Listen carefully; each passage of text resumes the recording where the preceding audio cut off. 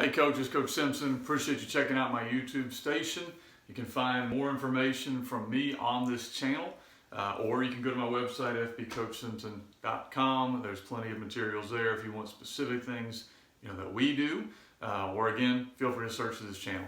I want to talk today about tempo. One of the things you'll hear a lot of times said when they're talking about building an offense is what kind of tempo is your offense going to run, and there's multiple things that's going to incorporate. Personally, I like to have a multi-tempo offense, so the ability to go fast, the ability to not go quite as fast, the ability to shift and move. I like to have a lot of moving parts. There's a couple questions you need to think about as you're building your base tempo. Base tempo is what you're going to snap the ball, unless it's a situation, which I'll get into later. This is kind of your normal tempo. This is how you want to play. So there's a couple things you need to think about. Kind of the rage a while back was to go super fast tempo all the time, all game. And there's still some teams that do that and they are successful. If you choose to do that, you need to understand that you're going to have to throw out a lot of stuff in your offense and drastically simplify what you run, because you're going to need to limit your formations, your shifts, your trades, your movements, so that you can work on going fast. Because if you're shifting, trading, running different personnel groups out there, it's going to kind of defeat the purpose of going up tempo all game. I would say this: if you're going to be multiple tempo, okay, so you want to be able to go that plus other tempos, you need to practice that tempo the most. Fast tempo, if you're going to run it, even if not for just a situation, you need to practice that too. But if you're going to run that as part of your offense, you need to practice that more than you think you need to. It's usually a lot easier to go back and slow things down than it is to try to get them to go quicker.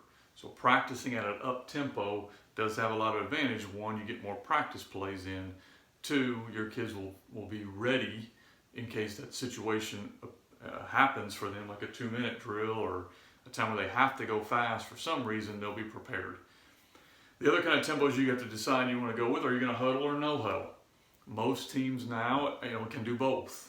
And so we are a no-huddle team all the time. We don't huddle at all, which I have felt has given us a lot of freedoms. We can slow the tempo down or speed it up just by check with me's at the line or shifts or movements. However, you need to make that decision as a team. I would recommend, if you choose to go huddle, there are a couple things you need to understand. One, there will come a time or multiple times in the season where you will need a 2-minute, you don't have time to huddle now.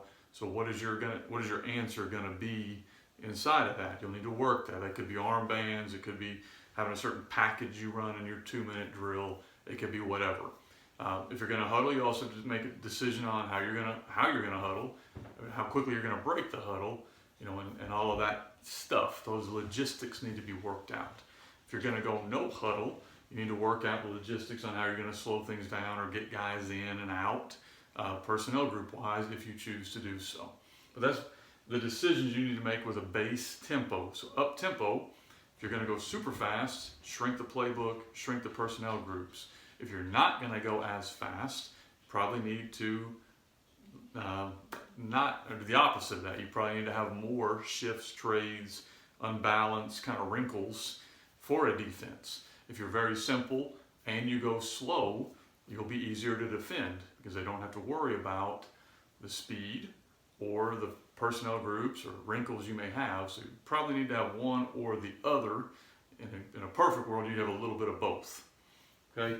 Then I want to talk about situations. So these are situations you'll hear a lot of times if you're watching football on Saturday or Friday or Sunday or whenever. You're going to hear 2-minute offense, which we work different flavors of 2-minute offense, but essentially this is we need to score. There's not a lot of time on the clock, and we have the ball at X spot on the field.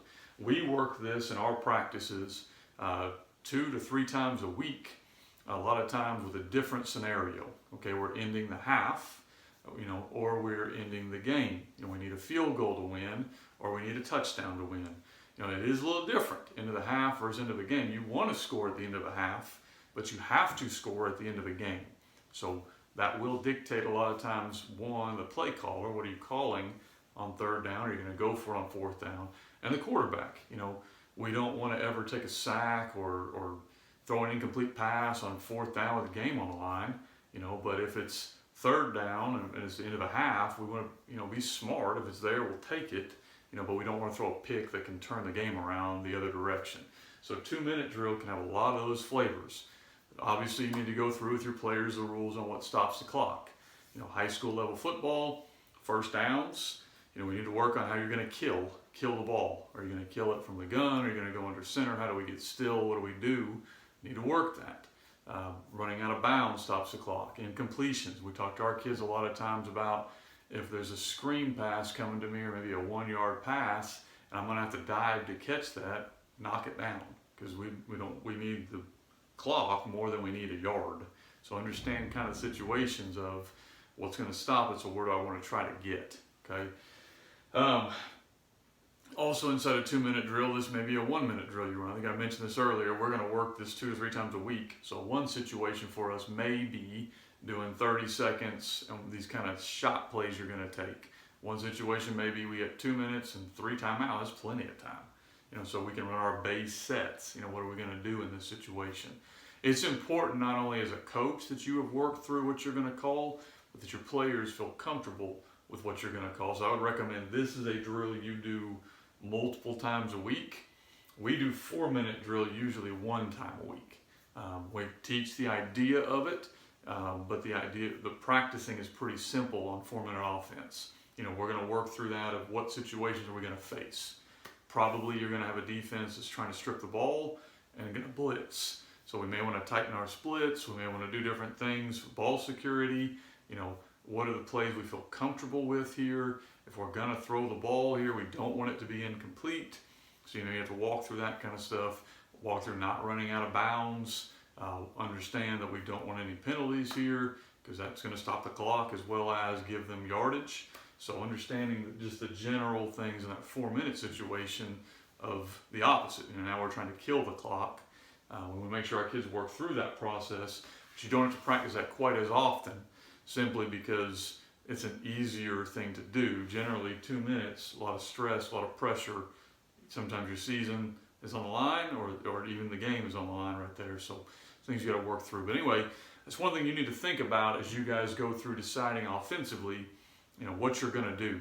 I have an offensive academy coming up soon that'll be announcing and kind of going through. So if you want more information on that, you can go over to fbcoachsimpson.com. I think there may be a link to that page, or you can sign up for a mailing list.